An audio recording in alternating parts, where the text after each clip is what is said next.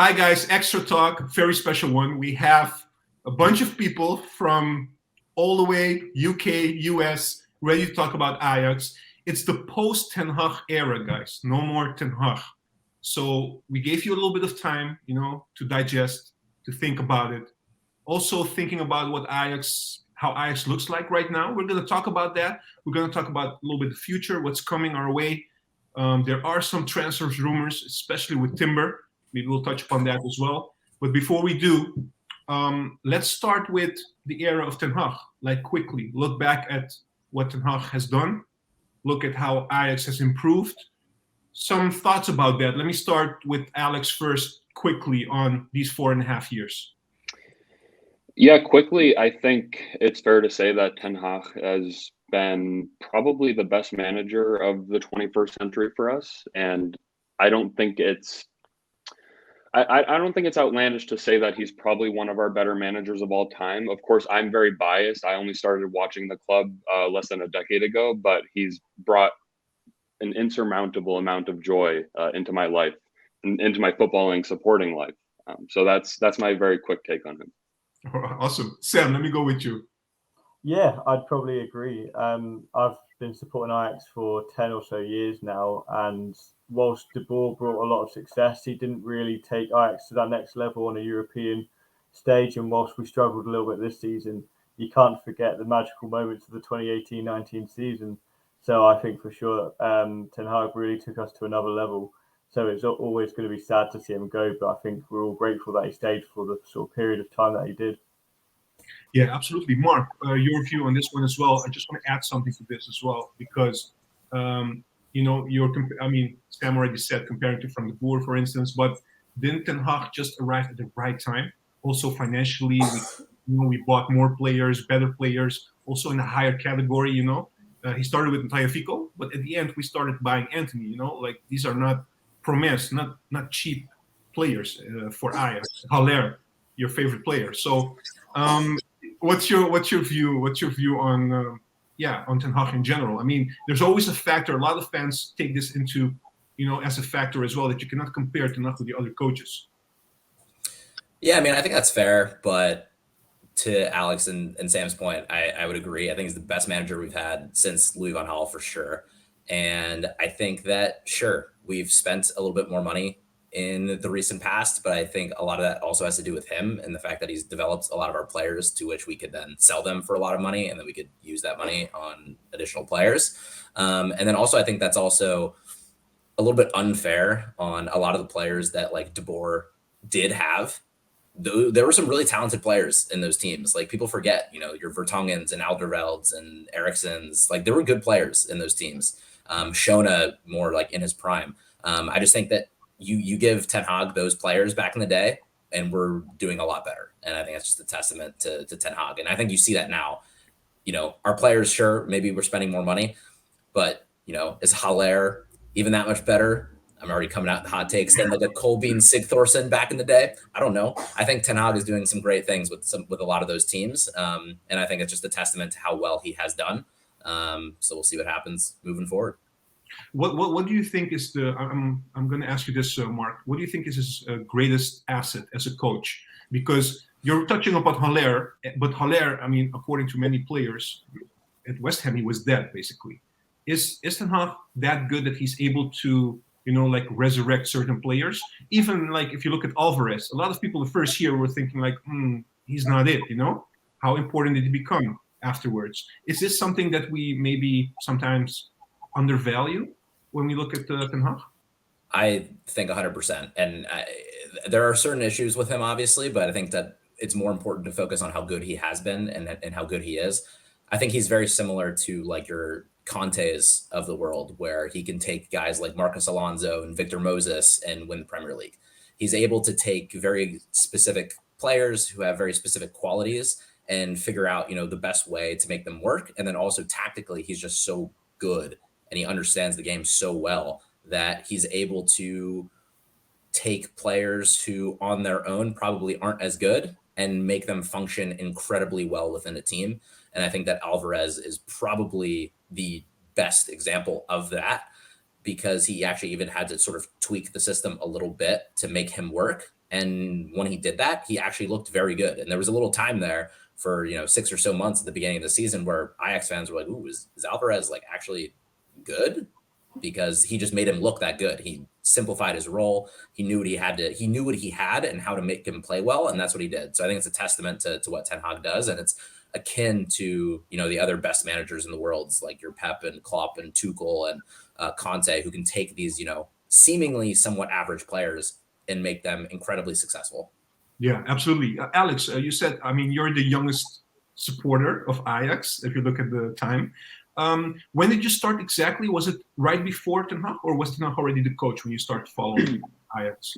It was around 2015. I began watching matches. So during the De Boer era, sort of near the tail end. And yeah, you can just see the level of football is just so different. I mean, just speaking to what Mark said about Sig Thorson, I mean, that's quite the throwback. But you can even with Aller, and we can talk about his fault, not being able to link up play, but the way that Ten Hag has been able to draw even a player like him into a fluid system. Of course, maybe not perfectly, but Alvarez, I think Mazraoui as well. Of course, he was in the youth academy, but he really, of course, I'm biased because he was my favorite player at the club, but he has transformed into almost a Joao Cancelo type player who's able to make these inward runs or down the flank. He scored some big goals for us. And I'm just not sure that type of player comes about in the way that he has if Ten Hag isn't the coach. So I think that says a lot about Eric's strengths as a manager. Of course, we can get into the negatives as well, which I know Mark has his own thoughts on. But yeah, I would say that's probably my big thing with Eric is he not only has an idea about what sort of system he wants to play, very fluid, attacking, but he knows how to fit in very specific players into these roles. Yeah. Look, there was a final interview yesterday published by the Ajax TV. I don't know if you guys had a chance to look at it, but one of the things that he said, it's not the first time Ten Hag said it, but I want to touch upon this, and I want to ask Sam what he thinks about this as well. And maybe you guys can jump in. It's about the culture. He always talks about the culture and introducing a winning mentality, in the squad. And he said that basically when he arrived, the objective was to make basically Ajax Europa-proof, competing in Europe, going to the next level. But also he said to be able to do that, there had to be a switch in the culture, mentality and all these kind of things. It's very hard because we're not there. We don't see the trainings and we don't see what's behind, happening behind the scenes. But in general, from what you have been seeing, from the moment he stepped in until this point, do you see something of that? Do you see like this Ajax has a different set of, mentality, the players compared to the previous era? Sam, it's a hard question. I have to ask this one. No, I can't really disagree with it because I think before Ten Hag came in, it was all about just winning games. But you look at the amount of goals that we've scored. I was having a quick look before we came on, and Ajax have scored almost 600 goals in 200 games under Ten Hag with a win percentage of 73%, something like that. And in the past, as I said, I think Ajax was always about just trying to win games and try and pick up 3 points, where we can. But, we're winning games by sort of record amounts under Ten Hag. We look like we can score all the time. I know the second half of the season was a bit of a struggle, as I'm sure we'll talk about. But we were winning games for fun. We were scoring just whenever we could go forward. And I think with that mentality, that's when we really saw the best of Haller because we were scoring so many goals. And Ten Hag was just getting the absolute best out of Haller by getting him in the right positions. Yeah, his link-up play and everything around his general play might not be too pleasant, but I mean, he was getting in the right positions, and Ten Hag really sort of brought about that culture. And we can really, when you break down the actual statistics under the Ten Hag era, you really kind of see that come to life. Absolutely. And talking about the records, Mark, there's been so many records that he's been chasing, even this year at the first half of the season. We were going to probably everybody was thinking, hey, listen, we're not conceding anything. We might break the record of 1971, 1972 with 20, you know? We're not conceding any goals. Even in the Champions League, of course, we had a little bit of luck, but still not having Haaland score against us. He scores against anyone. It's incredible what he has achieved in all areas, you know, not only the scoring, but also defensively. Also, we broke a record, I think, against VVV, 13-0 was it the last year, I think. But at the same time, you know, there is something else I want to go to as well. That culture and that mentality, it also shows a little bit when they ask him, why don't you give this player a chance? We have a lot of youth players and youth academy players. And one of the things that he said, and he said it a couple of times, and not even long ago, he said, like, at Ajax, with me, basically, you don't deserve a chance. You have to earn it.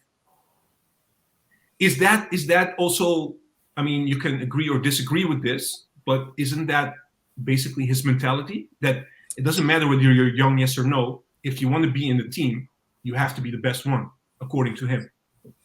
Yeah, definitely. And that was actually what I was going to get to when we were talking about the culture change, which I think has been real and has been very evident. And I think you've seen that manifest itself on the field for the past 4 years. And I think a big part of that, which is, you know, to my annoyance, and I think a lot of people also, is that he doesn't really change the team because he wants to really instill that level of consistency and ensure that the standards remain as high as they possibly can. Because unlike other, you know, prior managers and prior teams, like, you know, Sam was kind of noting, that I think that we had gone away from really expecting a lot from ourselves. And, you know, it was just okay to, you know, to scrape like an Eredivisie title, you know, 72 points, 71 points, you know, as long as we were, you know, doing well enough in the league at home, we were generally fairly satisfied. You know, making the Champions League at all, whether it was just the group stage or anything, always sort of felt like a bonus. And I think we had really gotten away from, you know, where we thought we should have been, you know, in the late 90s and to an extent the early 2000s. And I think that because of all the money that came in, we sort of were accepting of the fact that, like, hey, we can't get there anymore. Like, this is just, it's gone beyond us. And I think that what Ten Hag really did, and, you know, maybe it stemmed from, you know, his time like coaching with Pep or, you know, coaching under Pep at Bayern Munich, but he wanted more from our team, and he knew that Ajax could do that. And so I'll always be grateful for that, even if sometimes it meant, you know, not doing everything how I would have done it, but that's okay. But I think that was really important to really get us back to where we should be. And now, you know, look at us, we're upset when we, you know, basically dominate the Dutch league. We cruise in the Champions League group stage, and we lose in the knockout round, but we're upset about that. You know, we were all crying about it. We were all fuming about it when we lost in the Champions League round of 16. So it's good to be back feeling like that. And I think, you know, to your point, Ten Hag has been a big part of that, and that culture change, as you mentioned. Absolutely. And he also said it actually in the final interview. He said, now, like, compared to when he started, looking at now we get basically disappointed when we lose against Benfica, or we lose, you know, even though we met the objective of going to the next rounds and these kind of things. Is that something that went automatically? I mean, because we're doing so great, we start also, you know, putting higher expectations. And is this something also, because I want to move away a little bit from Ten Hag and also into the future, is this maybe something that Schreuder, I mean, it's very difficult for the next manager, but also for Schreuder to maybe meet those expectations? Or do you think, no, I mean, if you look at Ajax in general and the players we have, the scouting, everything, the foundation that we have set over the years, because we're talking about Ten Hag, let's not forget also about Overmars, what he has been doing. You know, he left now as well, but it's also his, you know, influence as well, what he has done. Do you guys think now that we should maybe think differently going into next season with a new coach? Because we all agree that Ten Hag is an amazing coach, right? Can we expect the same, or should we be a little bit more cautious going into this? Sam, let me give it to you. I mean, I can't stress how important this summer is, really, because this summer really does dictate kind of what our expectations should be for the season. You know, if we can keep the likes of Timber, Antony, Tagliafico is probably on his way out, but if we could keep him as well, then it really changes the way in which we should be facing this next season. And obviously, you know, it looks at the kind of way that Schreuder wants to play with Ajax compared to Ten Hag. Is there any similarities? You know, and can we get the best out of players like Kudos, who, you know, didn't really get much of a chance last season under Ten Hag? So for me, right now, looking at it, I will be having the same expectations as what I've had for the last couple of seasons. But it really does depend, because I can't stress just how crucial it is to sort of get everything right, not just with keeping the right players, but also signing the right ones as well. Do we bring in Owen Vindel, you know, that sort of player, Steven Bergwijn, you know, and will they actually benefit our squad in the way that we hope that they will do? Really, we'll have to see come the start of August. Alex, Sam is touching upon a lot of good points, you know, and looking also at what's going to happen in the summer. The rumors about Timber are crazy lately, you know, going to United. It makes sense, of course, in a way, because the coach is going to United, and you always get these rumors surrounding the players. I mean, almost all our players has been linked now to United. But also looking at, we know for sure, what do we know? We know that Mazraoui is leaving. We know Onana is leaving. Tagliafico, most probably he will leave. We know that Gravenberch is basically already going to Bayern. These are the ones that we know. We know that Haller is heavily linked. We know Antony is heavily linked. We know Timber is heavily linked. Even Martinez is being linked. So what should we do? Also, in the sense that I'm just quoting something that Van der Sar said a couple of weeks ago. He said, like, if you do well in Europe, you know, in the Champions League especially, there will always be players linked to the big clubs, and we are aware of that. That's normal. That's natural. However, we want to still maintain our ambitions. So every transfer will be looked at and assessed very carefully. Does this give you a little bit of, you know, like, okay, you know, this sounds good to me, I have faith in the summer, or are you a little bit worried still? Yeah, I would say it gives me a good amount of hope. Going into this conversation, I was thinking about, okay, what players, you know, you mentioned all the people who are likely to leave, mostly defenders. But you also have, of course, Martinez and Timber, who, when you compare them to the potential of Antony and Haller leaving, I think they're more important. I think the forward players, you mean? I think the defenders are more important. Oh, the defenders. Okay. Yeah. Correct. And I think that maybe that gets at the way that I see the Ten Hag era at Ajax. I think the defenders are not necessarily the most important during the Champions League run. It was probably Frankie, who was the most important to building everything up. But when you look at Mazraoui, you look at especially Martinez and Timber, not only defensively, but Timber running forward, Martinez making his long passes. That's a really crucial aspect of how we play, especially when you have someone like Edson Alvarez in the midfield, who is not necessarily, you know, he's a completely different type of, he's not a Shona, he's not a Frankie, he's not a Ryan Gravenberch, so he's not really going to be pushing the ball forward, so you need that from elsewhere. And my only worry is with Blind, not necessarily declining a lot, but he's getting up there in age, and we know that he has some health problems that he has to look after. And Mazraoui, of course, leaving. I think the defense is probably the most important aspect of this summer, kind of getting at what Sam mentioned. If Haller leaves, I think that's fine. And I know Mark won't disagree with me. I think now that he's really had his moment on the European stage, that's probably the best time to get the money and run, put Tadic centrally, or if, you know, fingers crossed, we get Brian Brobby back for 10, 15 million. I think that's a steal, even considering the fact that he left on a free. So, I mean, yeah, maybe I kind of took your question elsewhere, but I think a lot of what, like getting at what Sam mentioned, a lot does depend, you know, moving forward on what happens this summer. And I think if we sell a lot of these players, the four that I mentioned, we're going to need to bring in, I would say, at least 2 defenders and probably an attacker as well. So whatever Schreuder does with that, I mean, that's all up in the air. I don't know much about him as a coach, but of course he's worked with Eric in the past, and I think he has a good idea of how we can play, but a lot of that depends on the players that we have. Absolutely. Mark, I want you to react on Sam also and Alex, what they've said, but I also want to throw something into it. I mean, you were here at the channel last year in the summer, and it was about, when we were, I don't know if we already got Berghuis or it was already rumored that we will get Berghuis, and we were like brainstorming about, okay, but how will that attack look like? We have Haller, we have Tadic, we have Berghuis, we have Klaas as a number 10, and I was thinking a lot lately about that conversation, especially because in recent weeks, Antony was injured. And I do agree with Alex that, the attack at Ajax, we know how it's built. The build-up play is the most crucial thing. But we have felt also, and maybe it's not only Antony, but even Ten Hag had to change his system.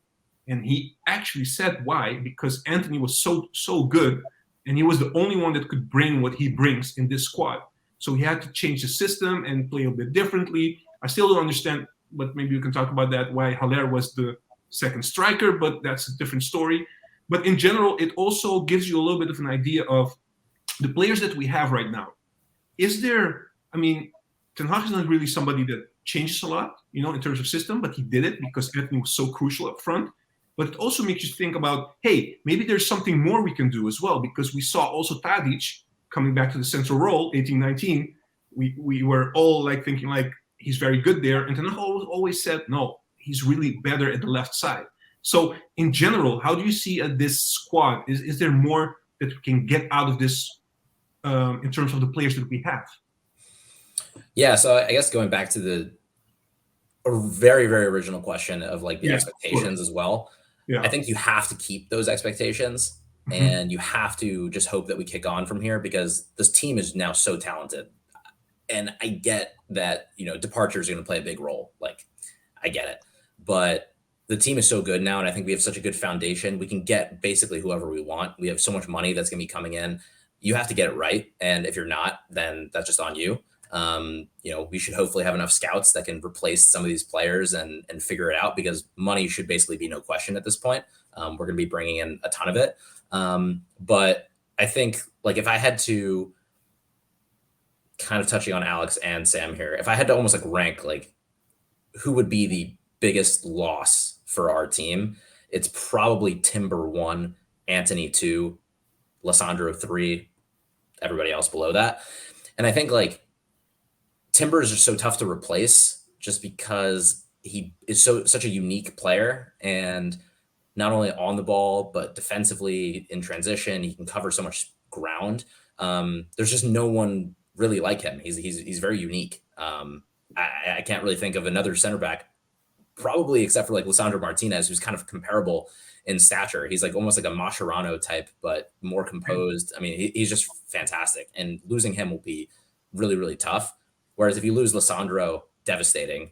Always been one of my favorites. But Daley Blind is still incredible. I think he's better as a center back instead of a left back anyway. You basically have a replacement who we know is like world class, like ready to go. So that would not be as hard. But then to your point, Antony is almost everything for our attack, particularly, before we changed the system, because we were basically just saying we're going to play down the left and we're going to play down the right. And as much as we love Tadic and Blind down that left side, they are not the youngest or fastest players in the world. So when they come across, sterner defenses, they can struggle. So we've really relied on Antony and Mazraoui, supporting him to create a lot of our chances. So losing Antony would be really tough, but I would hope that with Schreuder coming in now, looking forward, he remembers the 18-19 season. He saw what we just did at the end of this season. Bringing Tadic back to the center just fixes so many of those problems. And that's why I was frustrated with the team for a long time, and why I think Haller started to become like a nuisance, because we were so fixated on getting it wide and crossing the ball that was like basically our only way we would create chances. But that shouldn't be at all. Like, we should be funneling everything through Tadic. Tadic should be getting the ball as often as possible in the center of the field. And then it does not matter, as we have seen, who is playing where, who's on whatever flank, because he's just so good. And, he's the modern day, for our generation, he's the modern day Litmanen. Like, he is just that good, and you have to let him be who he is.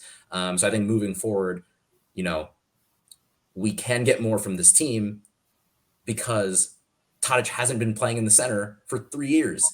Like, that is the reason why I will always be optimistic about how far we can go in the Champions League and how good we can always be, because whoever, whether it's Schreuder, whether it's one of his assistants, whether whoever it is, if you put Tadic in the center, we will be better than, basically any version of this team, because to me, he is that important. You see it all the time when he plays there. I mean, look at his assists this weekend. I mean, he's just that much of a genius, and he's been, in my opinion, wasted on the left wing for a couple of years, and we can get back to being our best in Europe with him playing centrally. I don't care if it's as a forward, but playing centrally with Brobbey, whoever it might be, that's how we can get more out of this team.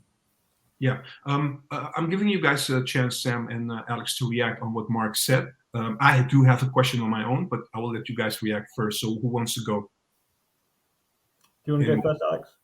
Yeah, sure. I agree largely with what Mark said, kind of bringing it back to the expectation question. So I'll preface this by saying I don't know much about Schreuder. Of course, he's been involved with the club in some capacity under Ten Hag. So he like Mark said, he understands what happened in the Champions League run. Hopefully, he realizes that Tadic needs to play a more central role. But I think it's important that we don't tie our expectations to the new manager. As in, if Schreuder comes in and we still have, say, Martinez, maybe Antony or Timber, we bring in some replacements, we have a solid squad, right? Probably capable of getting back to the knockout rounds of the Champions League. And hypothetically, if the football turns out to be De Boer 2.0, it's just not working, it's not clicking, I think it's important that we don't lower our expectations considering all the players that have left after 18-19.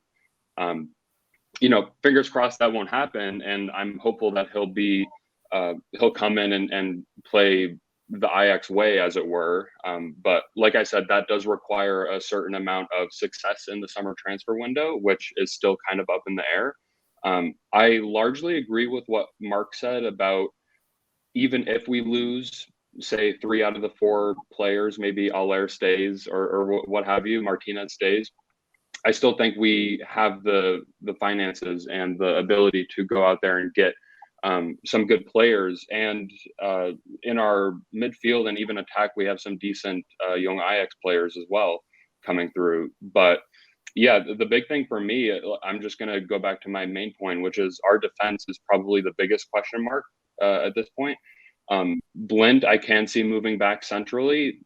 My kind of long shot suggestion is Alvarez moving back to center back as a potential option. But yeah, I'm interested to see what happens with Schreuder in the early stages of the season, to say the least. And I think we'll go from there. But yeah, I completely agree that we shouldn't really lower our expectations given any outgoing transfers. But I don't know, Sam, how do you feel about that? Yeah, I mean, I basically agree with all of you. Sorry to be boring in that sense, but no, we can't really just lower our expectations because we're worrying about the players that are leaving. There's a lot of exciting talent in the youth team, as we all know about. It'd be interesting to see the likes of Rasmussen and Nasiunova, see if we can incorporate these guys into the team next season. I've never really enjoyed Haller. I don't think he gets the best out of the rest of the team, despite the goals that he scores. So I definitely think we've got an interesting summer away from who we bring in and who we sell, looking sort of at the crop of players that we've got and looking at how we can maybe change it to really carry on the form that we've had in the last couple of years. But I definitely, would say that we can't just drop our expectations because of, the great seasons that we've had with Ten Hag. I mean, if you look at Van Gaal, after that kind of era, it seemed like it took a long time for Ajax to really bounce back after losing the sort of incredible players that we had when we got to the Champions League final. So yeah, hopefully we kind of learn from that era and try to maintain those expectations rather than just sort of dropping them instantly. I'm thinking about what you guys are saying, right? And I largely agree with everything you guys are saying. One of the worrying things for me was one of the minor worrying things that I had with Ten Hag, and this is something that I'm also thinking about a lot when I look at this squad. We have a lot of unique players in our squad, players that are not really interchangeable with somebody that we have on the bench. Like you mentioned already, Mark, you mentioned Timber. We don't have a second Timber. We don't have a second Antony because we had to change the system. We don't have a second Tadic, you know? Blind is also a very unique player. We don't have a player that can break the lines like he does, you know? This is something, it's good to have these specialties, these special players in your team. But the downside that I have seen now is that if one of these players, I mean, you can, of course, discuss whether Blind is in the same category as Timber and these kind of things. But in general, we do go back in terms of quality in their respective attributes. And this is something that I worry about. Why? Because we've seen in the past, even with Ten Hag, when we go in the Champions League, the times that we didn't qualify for the next stages, Atalanta or these other teams, we had injuries and we couldn't turn it around with the players that we had, also the players from the bench. And also, I have to be honest, if you look at this season, when we started, I thought this was going to be, especially Mark, we spoke also after the Dortmund game, the 4-0 that we played. We thought this can be another amazing season. And we started like that. But then you see like a couple of players, fatigue, injured and these kind of things. And we drop back quite considerably. So, I mean, this can happen in every team, don't get me wrong, but it does worry me a little bit that we don't seem to find players or that can, change or come in and do the same, And I don't know whether it has to do whether we didn't give them enough chances or whether the players that we have at, there are at such a level that it's very difficult for us in the team to find players that can do the same. How do you guys think about that? Am I being too critical about this, or do you guys share the same ideas? Mark, let me give it to you first. I mean, it's a tough one. I think it's a little bit of both in a way that it's like, yes, some of the key players individually are just brilliant and they're hard to replace. But I think that's the case for, all the best teams, in my opinion. Kevin De Bruyne goes out for Manchester City. That's hard to replace. Mbappe goes down for PSG. That's hard to replace. Benzema goes down for Real Madrid. That's hard to replace. And I think that that's one of the issues that Ten Hag struggled with throughout his time with us was, it's funny because we praise him for his adaptability and being able to get the best out of guys like Alvarez and Haller. But it's like almost like that short-term adaptability where he struggles. It took him so long to realize like we need to change the system when Antony's not playing. And I get it. It's not the easiest thing in the world to just say, oh, one player's injured. Let's just totally change everything. I get that, that's not the natural reaction. You want to say, okay, we have our system. Let's just play Berghaus. I'm sure it'll be fine. Yeah. But I think in general, he sort of struggled to realize, that you couldn't just plug and replace every single player in the squad, that, we have a really diverse and interesting team overall, that you don't need just one system to play constantly. And I remember, going back to that conversation we had last summer, we talked about that a lot. When we had Haller, Berghaus, Tadic, Antony, Klaassen, Kudus, who can play more advanced, he needed to test all of these different teams. And that's why we, come back to rotation and different tactics so frequently. You need to be ready for these moments when the season's not going your way or when you have injuries, because you need to be able to adapt very, very quickly. And, had we tested this 2-striker system a little bit earlier, because we always can, we could play, fucking 7-2-1 against Otto Den Haag at home and we'll beat them. We can do anything we want, basically. So test out these different things. And I think, if we had played that system, this sort of narrow 4-4-2 type system, 2 strikers, Brobbey coming on against Benfica, for at least the entire second half, where it's more attacking, it's a little bit more direct, maybe we win that game. And so I think that's what Ten Hag needed to realize. And hopefully Schreuder does as well, that yes, we have players that, fit his system very well. So if there are injuries or, unavailabilities for whatever reason, you have to figure out, your ways to get these players in a system that'll work for them. There's not just going to be one system that works for every player. So hopefully Schreuder sees that and mixes things up a little bit more. It's not just Tadic on the wing for 100% of the games until, crisis strikes and he's forced to, change things up a little bit. So I think that's the key for me, is just having that adaptability and realizing that you can play the squad in more ways than one. Yeah. The interesting thing, right, on what you're saying is because Ajax is not really known for that, because Ajax always playing the same way. And a lot of criticism comes also, I remember also with Peter Bosz when we played the Manchester United final, the criticism that he got is, you saw after 10, 20 minutes what Mourinho was doing. Why didn't you change anything? He said, well, that's the thing we do. We play there is no plan B with Ajax. There's a plan A, and that has to be executed. And you see it with a lot of coaches. It's not only Ten Hag or only Bosz. Is this something that maybe what you're saying, that maybe if Schreuder can do that or another coach can also bring this, it will make us even stronger? Alex, how do you see that? Yeah, I would agree. I think it would make us stronger. And I think it gets to a larger point that has been made, I'm sure, a few times on this channel, which is that a big flaw of the Ten Hag era, in my opinion, is that lack of rotation.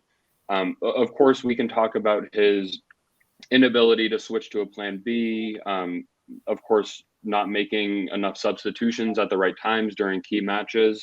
But really, it's sort of tied into the same issue of, if you have a brilliant bench, maybe they don't necessarily slot into the same, the Timber role, the Alvarez role. That's fine, but you need to be able to adapt the system somewhat slightly. That doesn't mean you need to play with two strikers. It doesn't mean you need to play with 5 at the back, something crazy like that for an Ajax side. But you can, if you have, say, for example, Alvarez as the one lone 6, you could change that into a bit of a double pivot, maybe, where you have someone like Klaassen who is able to just stick in the box where he's best. So my hope for Schreuder is maybe not that he's able to keep this level of total football, as it were, but is able to keep a large part of the starting 11 intact, where we're able to play like we did against Dortmund, against Besiktas, in some of these really good Champions League matches, but also in the Eredivisie, if you're playing a team like Go Ahead Eagles and you have a couple of injuries, or I think Heracles, we also got a negative result against in the spring.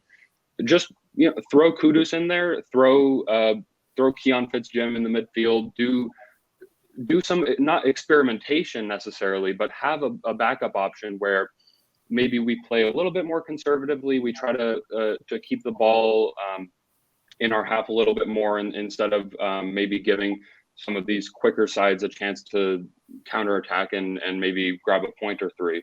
And I think instilling that, maybe conservative is the wrong word, but just a different style of play, maybe instilling that is one way to not only keep the legs fresh for Berghuis, Tadic, some of these other aging first team players, but also you give other players like maybe Univar as well a chance for some Eredivisie minutes.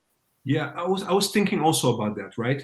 About switching and rotations and these kind of things. I mean, we've talked about it on the channel. You guys agree with me on this as well. And you guys, I mean, most fans agree on this rotation thing. But if you look at Tadic, for instance, this guy doesn't want to get rotated. He doesn't want to go out. He wants to play everything. And he does play everything. I mean, there's this crazy stat. I already said it before. He hasn't missed any game since he started at Ajax in the Eredivisie. He wants to play everything, And I mean, to a lesser extent, I also think it applies to Blind. It also applies to Martinez and these kind of players. They don't want to be subbed off. They want to play. This is the mentality that they have.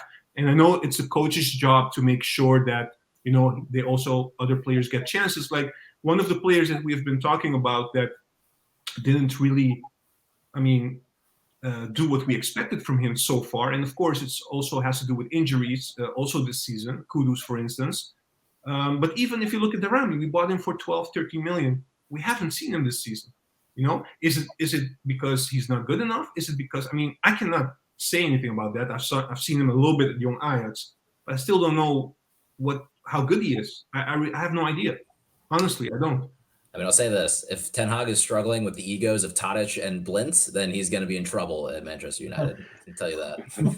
I do. Honestly, maybe it's an unpopular take, but I do think sometimes that the big players in the team, like Tadic, they do have a very, how do you call it? They have some kind of power in the dressing room, and I think Ten Hag also saw that a little bit because sometimes it didn't make sense to play Tadic in my views. Playing like these Barendrecht games or I don't know what kind of games. Like why? Honestly, why? Yeah, and I think just to jump in here, I think there's other ways around it, and I do get your point. Like, look, Tadic wants to play, Blint wants to play, but end of the day, like you would hope again, if you should be able to handle like those types of egos, because at least to me, Tadic and Blint seem like pretty respectful, hardworking, understanding characters. Respectful, but this season, I remember one time Blint was taken off for Tagliafico, and Tagliafico hasn't played for a long time. He wasn't happy being substituted every 67 minutes. I get it, but I don't think anyone's ever really happy coming off. I mean, you saw like Son Heung-min the other day come off. He got subbed off, and then he was pissed. He was throwing a fit, and then after the game, he was like, it was just emotions. But regardless, I think you should be able to handle that. But let's say you can't. There are ways around that. You can play, if you don't want to rotate Tadic, sure, play Tadic through the middle, bench Haller for a game, play Darami on the left, and it's like boom, there you go. You've tried something else that's new. You're keeping Tadic happy, and you're rotating the team in like a slightly different way. So I just think again, like I get what he was trying to do, and there's two sides to every story. The consistency was really important. You play the same players, you get the same results. I get it, but I just think if we want to be like a top team, you look at like Manchester City, look at Liverpool this weekend, a must-win game. They rotate basically the entire team. You can't just play the same players for 60 games over a season and expect the same level of consistency, particularly as Tadic and Blint year in, year out are getting a little bit older. So hopefully Schreuder is a little bit different, and hopefully Ten Hag has learned his lesson. Otherwise, Manchester United will be tough for him. Absolutely. Let me cap off this video. I want your final view and take, because look, we've talked about a lot of things. We talked about Ten Hag. We talked about his era last season. We're also thinking ahead, what Schreuder can do, how he can improve on certain things that Ten Hag maybe didn't do. And also the fact we touch upon a couple of players in which we think, these are very talented players that maybe we should keep. You guys also mentioned that this summer is going to be very, very important. So let's say we're going into the summer, and what would be your ideal summer, in the sense that not only in terms of transfers, but also in terms of, you would be very happy if Schreuder ideally starts doing this, And I know that Mark is going to be very happy with this question, but he has to wait because I want first Sam to react on this one. So two things. Basically, on the transfer window, what would you hope for? And what would you like to see in the preparations and also going into the next season in terms of style of play, maybe, or something else? Okay, I'll start with the sort of team that we've got at the moment first before I look at transfers, because in the team I want to see more of Kudus, more of Darami, those two in particular, Fitzjim as well, and a lot more of the sort of youth team, because I think as tradition goes, we need to be focusing on the youth before we look outside. I think with the rise of Ajax in sort of recent years, we've sort of stemmed away from that and have started looking more at who can we bring in rather than, who have we got already at the club. So for me, I want to see, are the players that we've got in the youth team and those that have kind of been fringe players like Darami and Kudos, as we talk about, are these the sort of players who can step up and play an important role for us? And now if I look at transfers, a good summer would be if we can get 30 or 40 million for Haller. If we can get that sort of money, then I'll personally go to Amsterdam and open the door for him and let him go. Wait. You guys are, I think you guys all agree on the Haller. You guys would, if we can get 30, 40 million, sell him basically. You guys don't think, so you guys don't think he can replicate this season, next season? Everybody's on this page, the same page? Yeah, I personally think, the thing is, I think Haller's a perfect example of someone who, despite his numbers, in my opinion, and this is quite a controversial one, hasn't had a good season. Because Wow. Okay. I know it's controversial because I think the second half of the season really showed it, is that his performances were consistently poor. And even when he was scoring, he wasn't exactly playing well. And when he plays, like we've talked about, his link-up play isn't good, and it does have a bad impact on Ajax. Whereas if you compared when Robbie was playing, for someone who's so much younger and has less experience, he uses his body in a much more effective way.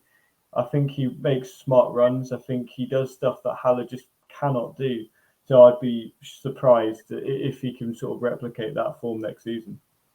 And I'm gonna jump in here with this Go ahead. As I have to.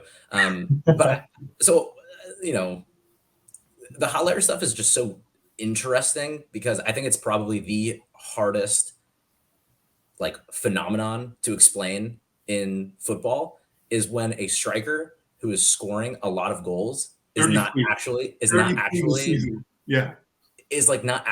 really helping the team as much as he could. It's such a tough one to explain because it's similar to like Ronaldo at Manchester United this season.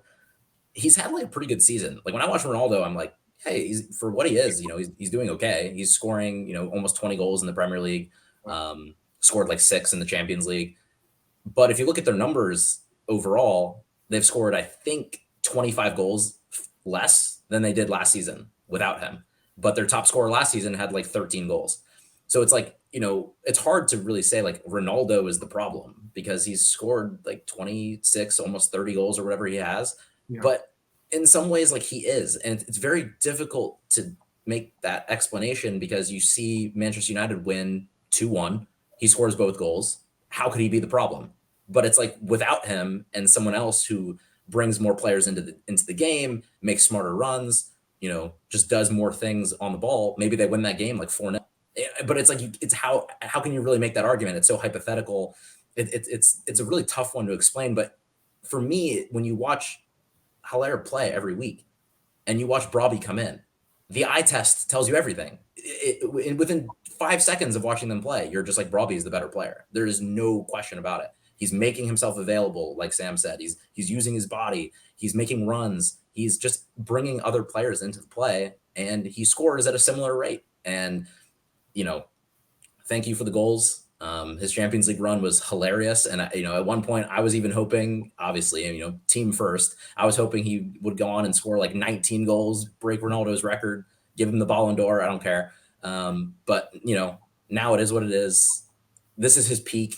He won't do any better than this. You sell him, you move on. It's a tough one to like really, I can see arguments both ways, but it's not for me. And plus I'm a purist, which I think most Ajax fans are. He's just not fun to watch. Give me more fun players, even if it means a few less goals. I'm okay with it. How about I factor another thing as well? Alex, you can react on this. We talked about the system, right? Ten Hag made the system work also for Haller this season.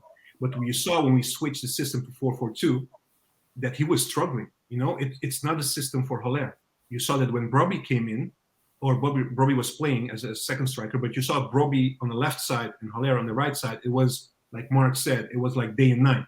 The eye test doesn't lie when you see that. So in that sense, I do agree, like if we want to play something else, then Haller is maybe not qualified for that.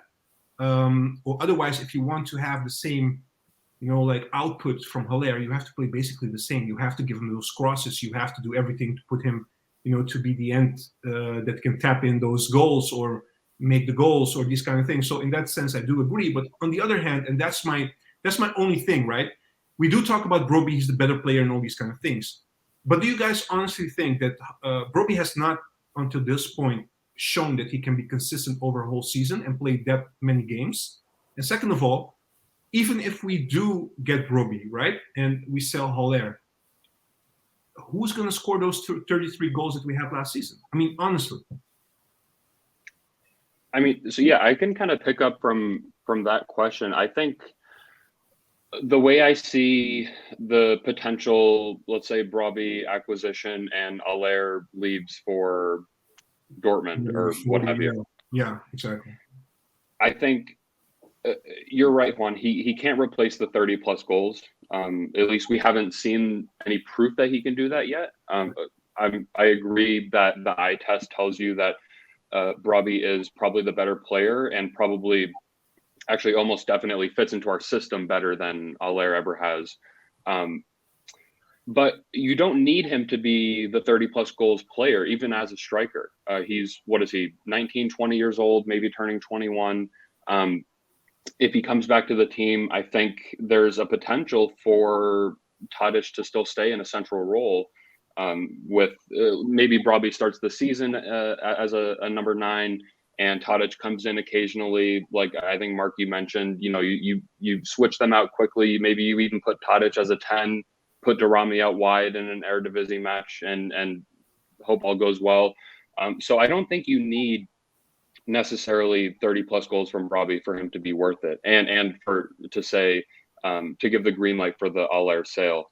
I think it's more a question of how you want the team to play, and I guess making this a part of a broader conversation about what we want this Ajax team to look like next season.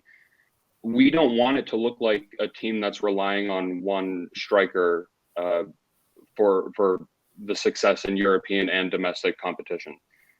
We want to rely on the team as a whole being able to get out of difficult situations and just, I mean, maybe this is pretty straightforward for an Ajax fan, but just create a lot of chances.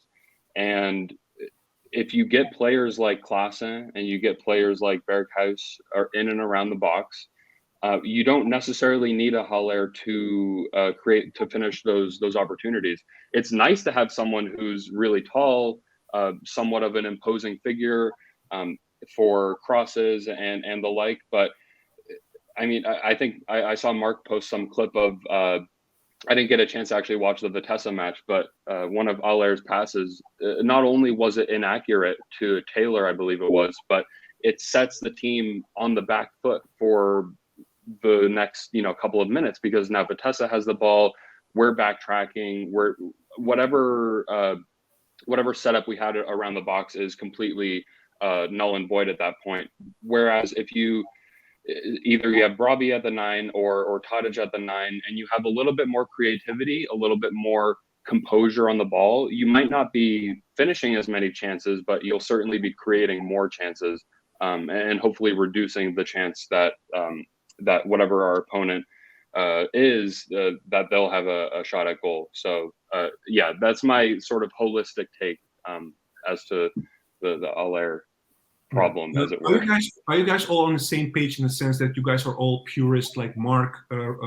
Because Mark, I sense sometimes with you when I read your tweets or when you come here on the channel and you talk about Ajax and these kind of things. For you, the 18-19 for you was an eye opener in the sense. Maybe I'm wrong, right? But it seems to me it's an eye opener for you. It's the benchmark. This is something we have to play like that. We have to be interchanging up front. Everybody can play over total football everywhere, and we stepped away a little bit from that. But then my question would be, why weren't we able after the 18-19 season to replicate that? Is it because we had unique players like Frankie and De Ligt and these kind of players that left, and those players are not really easily, replaceable? Or is it because Ten Hag thought maybe, this was a unique case, we cannot play this and we have to divert a little bit from that? How do you guys see that? I mean, do you guys all agree we have to look and find an 18-19 similar type of play? Well, so I'll just start with this. I'll be quick. Yeah, sure. Yeah. I don't necessarily think we have to play, the same system or the same style as we did in 18-19, as incredible and, amazing as it was. Because maybe to your point, it was unique. Stars aligned, all the, players and roles, fit together perfectly. So, maybe it's a unique case. But the reason why I'll always go back to that season is because it was the perfect example of how you succeed in the Champions League in 2022, which is you have 11 players on the field who are all incredibly confident, technical, and skillful on their own. That's how you win. You can't win with liabilities anymore. The teams are too good. I mean, look at Liverpool fans. complaining about Diego Jota. They're like, he's not good enough to play in big Champions League games. And he's, for me, a very good player. He's got like 18 goals or something in the Premier League, but they're like, he's not technically good enough in some of these bigger games. Manchester City, look at the way that they've played. Basically, 6 midfielders, no real striker. Obviously that's changing with Haaland, but he's, different breed. But there was a quote from Pep. I was just looking this up. When he was talking about Aguero when he first came, he was like, Aguero scores goals, but you cannot be brilliant. This is the quote. You cannot be brilliant when you disappear when you don't have the ball. And that's Sergio Aguero, like one of the best players, best strikers of our generation. Yeah. So to me, like that is what all I want is I just want players that fit the definition of, could you see this person stylistically playing in like a Champions League final? And if you can, maybe you don't have the level like a Kudus yet, but like he has the style of somebody who could play in one of those games. Tadic, Mazraoui, Tagliafico, all of them, they do. Lissandro, Timber, they all fit. You could see them playing for Manchester City. So that's all I want. Whether it's the same style as 1819, no problem. But I just think we should be aspiring to get players that you could envision playing at the highest level, because otherwise, what's the point? I think we should hold ourselves to that standard. Yeah. Sam, do you agree? I think you guys all agree with him again, right? Yeah. The reason why I would agree is because whilst they could go on and play Champions League finals, watching them was fun, right? Like we watch Ajax games this season and they've been a drag. The amount of games that I've watched, especially in the second half, it's been difficult to watch it. And you just think, a couple of years ago, it wasn't hard. You would enjoy it. You'd love watching it. And I really can't think of a club in the past sort of 5-6 years that have been able to, you just watch them and you think, geez, this is fun. Maybe Liverpool at times under Klopp is probably the best example. I think Barcelona under Guardiola is probably another example, but they're so few and far between. And I think that the way that we played then, I think the reason why we can't necessarily just assume that we'll be able to do that is because, as Mark said, the quality of players we had was just remarkable. And it's so difficult to get that right that we'll bring in players that we think have that potential, maybe just can't live up to it. But yeah, that's definitely what we've got to be trying to reach for. And as a fan, it was just so entertaining to watch. Final question, Alex, you can go first. Everybody can react on this. So final question. In terms of our scouting, right, a little bit, there is something happening. It has been going on for years now, but you see it coming back all over again. And of course, we don't know what's really on that scouting list, and we don't know all the details, but you see that we're always, being linked with the most obvious players, like now, again, with Wangel, we've been linked with him many times before. Bergwijn, we've been linked with him many times before. Haller came because, of course, Ten Hag worked with him. Promes came because, these kind of things. Do you guys think, to a certain extent, we have to step away from that, or do you think it makes sense also to get those? Maybe you can see it as opportunities. I don't know if you see it that way, but I would like to have your view on this quickly, and I will go with Alex first, but everybody can react on this. Yeah, I guess so. What you're describing is more players who maybe aren't the same level as like a Tadic or a Blind, but are also not necessarily, you're not going to find that talent in your youth academy. Is that kind of what you're getting at, Juan? Yes, but also that we're linked always with the Dutch players, the ex-players that went abroad, didn't succeed, come back. I mean, everything in general. Yeah, I mean, I think it makes sense to a certain extent to at least have those guys on your radar. I don't think it is required that, say with Bergwijn, I don't think it's necessary to spend 30 mil on a player like that when you have decent options up front. Not that he wouldn't improve the squad, but I think it's important that we maintain an eye for players like that we're willing to spend 25, 30 million with, if the situation is right. But that being said, I really want to emphasize going forward that we do focus on the Toekomst, on the academy, because that's not only, you know, you're getting back at what Sam said and bouncing off of Mark as well. We want to play with a lot of fun. And as supporters, we don't want to, especially for me, you know, on the East Coast of the US, I don't want to wake up at 6:30 for ADO Den Haag away and see a very drab, you know, 1-1, 2-1 performance. I want to see not only us having fun, attacking, creating chances. Maybe we ship a few more goals under Schreuder, but I especially I want to see chances for a lot of the youth players. I think I mentioned Fitzjim, Univar is a great one. I think Ihataren coming in as well. That's another interesting move. So really, and I guess maybe that brings it back to looking at Dutch players who went abroad, didn't do too well. Of course, Mo Ihataren's a unique case, but there's a fine balance between bringing back the players, say from the Premier League like Blind and Tadic, but also having enough wiggle room in the squad for a lot of these youth players to come through, because really that's kind of at the heart of what I love about Ajax. It's not only the incredible playing, but it's who you're playing with. And if you can succeed with a quality mix of veterans and youth academy players. You saw Mazraoui 17 years, 16 years at the club, I think it was.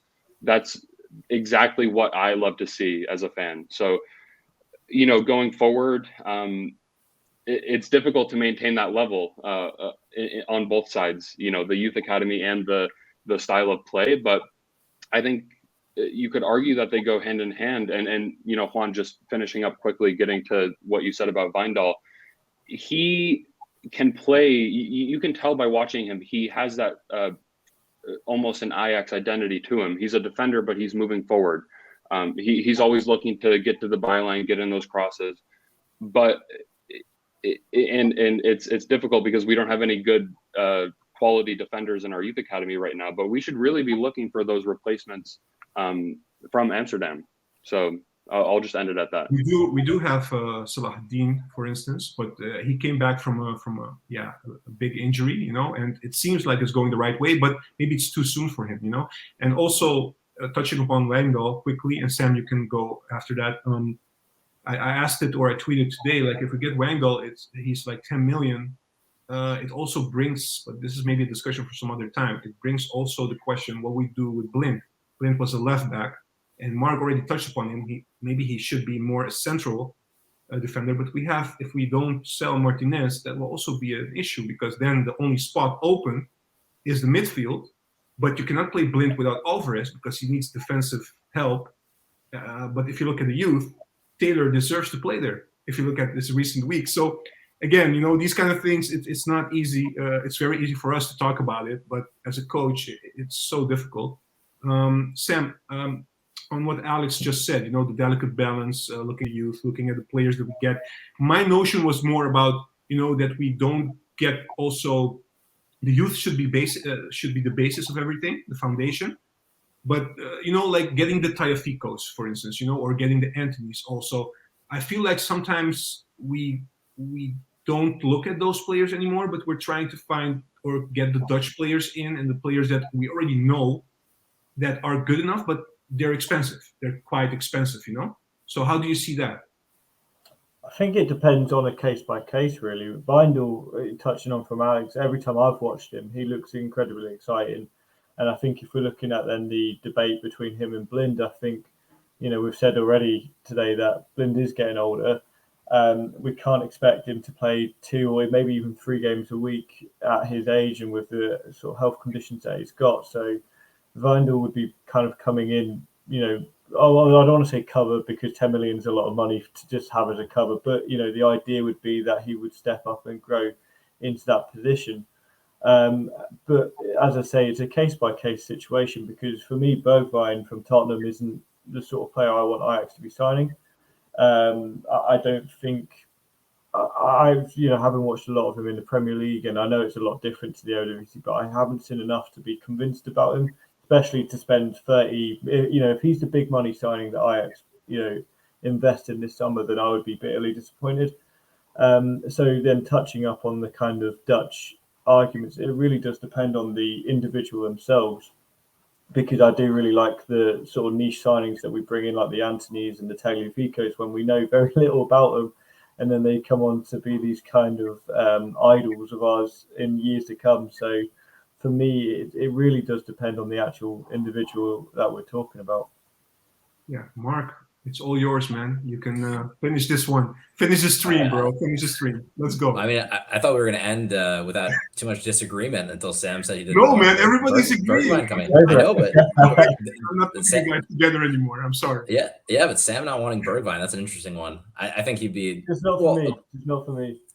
I mean, it's fair. I mean, this is, I guess, like getting back to the root of the question. Like, I think sometimes we probably feel like if we're going to be spending, I don't know, 10 million plus roughly, we probably want it to be somebody that either like the fans really know, or we have scouted multiple times, or we have played against multiple times. So we like feel more comfortable spending that much money. So that's why I think you really see the big signings were like Haller, who's like, Ten Hag's best friend.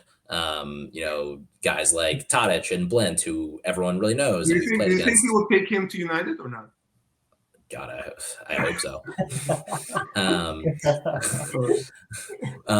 So I think we probably feel that way, that like if we're going to spend that much money, hopefully it's on somebody that everyone knows really well. And I think sometimes when we try and be a little bit more cute and creative, like when we get someone like Darami for 12 million or whatever it was, and it doesn't pan out, I think that sometimes like scares us a little bit, that it's you can only do so much scouting maybe.